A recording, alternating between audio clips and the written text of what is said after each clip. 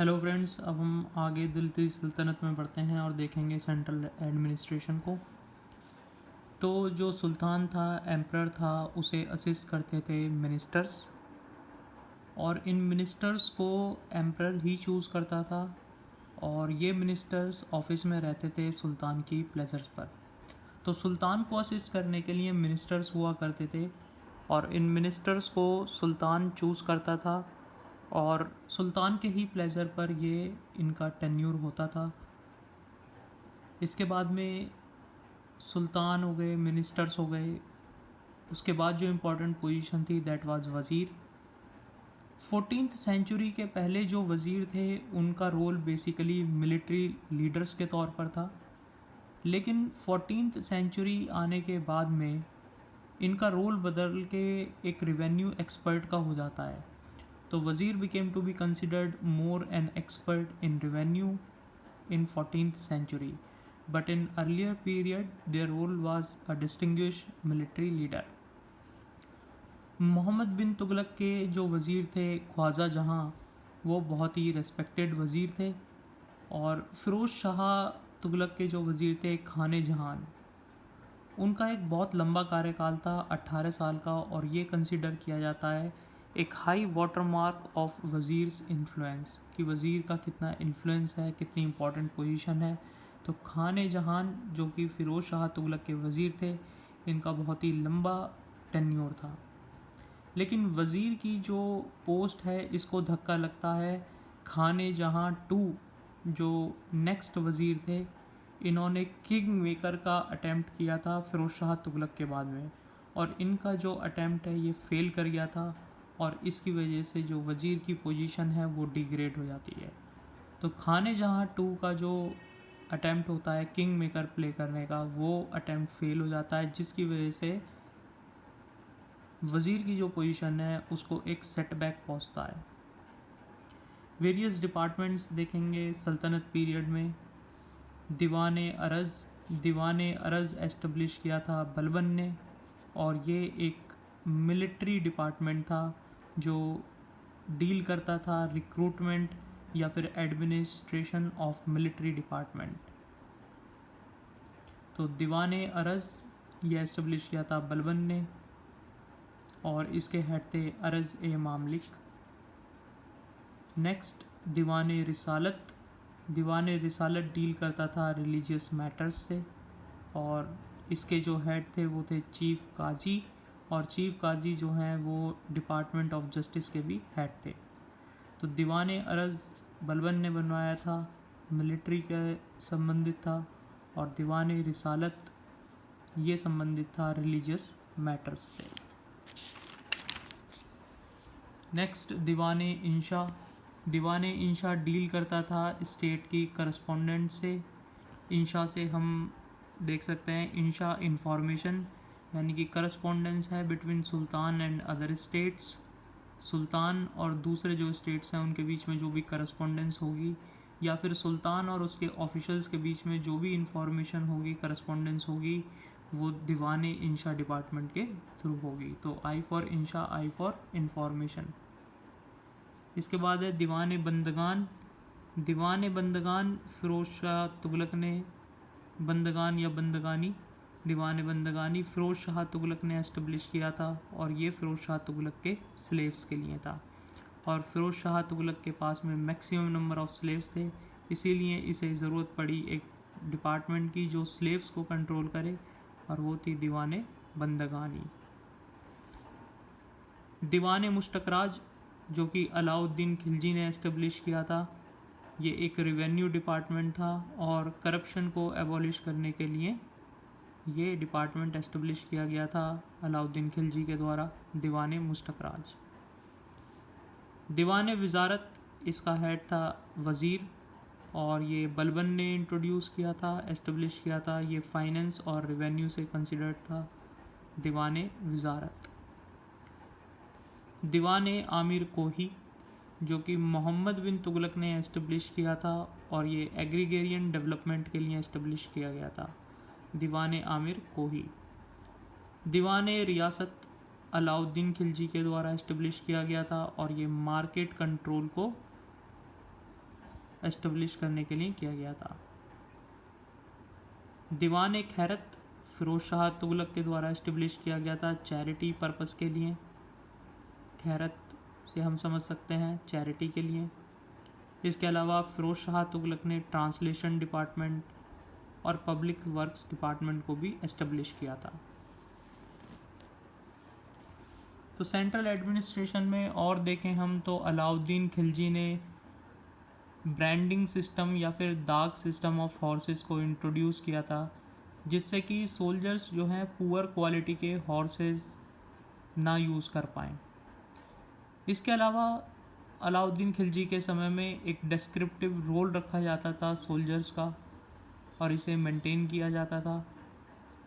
अलाउद्दीन खिलजी के टाइम में सबसे लार्जेस्ट स्टैंडिंग आर्मी थी, सबसे बड़ी आर्मी अलाउद्दीन खिलजी के पास में थी और ये दिल्ली सल्तनत का पहला सुल्तान था जो अपने सोल्जर्स को कैश में पे करता था।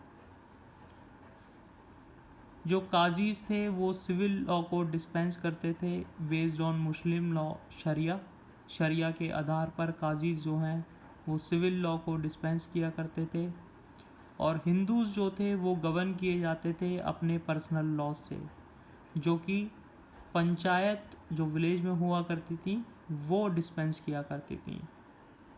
इसके अलावा जो रूलर्स थे सुल्तान्स थे वो इंटेलिजेंट एजेंट्स जिन्हें हम बरीद बोलते थे वो पूरे एम्पायर में डिप्लॉय करके रखा करते थे, जिससे कि सुल्तान को इन्फॉर्मेशन मिलती रहे।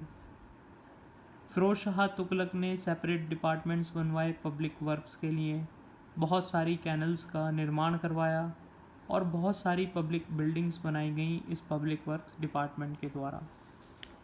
ये था सेंट्रल एडमिनिस्ट्रेशन। इसके बाद में लोकल एडमिनिस्ट्रेशन की हम बात करें तो एम्पायर के नीचे थे प्रोविंस जिन्हें बोलते थे हम इक्ता या फिर सूबा और इनके हेड थे इक्तेदार या फिर मुफ्ती या फिर वाली। प्रोविंस के नीचे थे डिस्ट्रिक्ट को बोलते थे शिक्स और शिक के हेड थे शिकदार। डिस्ट्रिक्ट के नीचे आते हैं तहसील को बोलते थे परगना और परगना के हेड थे आमिल। तहसील के नीचे थे विलेजेस और विलेजेस में जो हेड थे वो थे चौधरी या फिर मुकद्दम। चौधरी जो हैं वो रिवेन्यू को कलेक्ट किया करते थे और विलेज के अकाउंटेंट को बोलते थे पटवारी और जो लैंड ओनर थे उन्हें बोलते थे खुद। तो जब टर्क्स ने इंडिया पर कॉन्कर किया तो उन्होंने इंडिया में जो उनकी टेरिटरी थी उसे वेरियस ट्रैक्ट्स में डिवाइड कर दिया गया और उन्हें बोलते थे वो इक्ता। इन इक्ता को जो लीडिंग टर्किश नोबल्स थे उनमें असाइन कर दिया गया और इनके होल्डर को बोला गया मुफ्ती या फिर वालीज। यानी कि ये इक्ता जिन नोबल्स को असाइन कर दिया गया उन्हें बोला गया मुफ्ती या फिर वाली। तो आप देख सकते हैं कि प्रोविंस में को बोलते थे इक्ता या फिर सूबा और इनके हेड थे इक्तेदार मुफ्ती या फिर वालीज। तो ये जो इक्ता जिन्हें दिया गया उन्हें हम बोलेंगे मुफ्ती या फिर वालीज या फिर इक्तेदार। तो शुरू में मुफ्ती या फिर वालीज या फिर इक्तेदार जो थे वो बहुत ही इंडिपेंडेंट थे और उनसे ये एक्सपेक्ट किया जाता था कि वो लॉ एंड ऑर्डर को अपने ट्रैक्ट में या फिर अपने इक्ता में मेंटेन रखेंगे और वहाँ से लैंड रेवेन्यू को कलेक्ट करेंगे और जितनी भी लैंड रेवेन्यू कलेक्ट होगी वहाँ से जो सोल्जर्स की सैलरी है उसको वो मीट करेंगे और बाकी जितना भी बचा हुआ पैसा है वो अपने पास रख लेंगे। लेकिन जैसे जैसे सेंट्रल गवर्नमेंट स्ट्रॉन्ग होती गई उसने मुफ्ती वालीज या इक्तेदार को कंट्रोल करना शुरू कर दिया। अब इन इक्तेदारों को जो रिवेन्यू ये कलेक्ट कर रहे हैं वहाँ से जब ये एक्सपेंडिचर को मीट कर लेंगे उसके बाद जो रिमेनिंग बैलेंस होगा वो उन्हें सेंटर को रेमिट करना पड़ेगा। तो पहले तो ये अपने पास रख लेते थे लेकिन अब इन्हें सेंटर को रेमिट करना पड़ता है after meeting the salaries and expenditure. तो ये जो इक्ता सिस्टम है ये इल्तुतमिश ने इंट्रोड्यूस किया था और जो इक्ते का ओनर है, मुक्ति वाली या इक्तेदार, वो टैक्स कलेक्ट करता है, वहाँ से रेवेन्यू कलेक्ट करता है लैंड से, और इस रेवेन्यू से वो सोल्जर्स को मेंटेन करता है, उनको सैलरी पे करता है, और इन सोल्जर्स को सुल्तान की सर्विस के लिए मेंटेन किया जाता है, और जब भी सुल्तान सोल्जर्स की सर्विस मांगेगा तो उसे वो प्रोवाइड करने पड़ेंगे। तो हमें ये इक्ता सिस्टम की जो इन्फॉर्मेशन है ये मिलती है सियासतनामा से। तो Siyasatnama is the source of information of the iqta system. तो प्रोविंस जो हैं जिन्हें इक्ता बोला गया, उसके नीचे हमने शिक्स देखे। प्रोविंस यानी इक्ता सूबा, उसके नीचे हैं शिक, और शिक के नीचे हैं परगना जिन्हें आमिल हेड करता है। शिक के नीचे हैं परगना जिन्हें आमिल हेड करता है।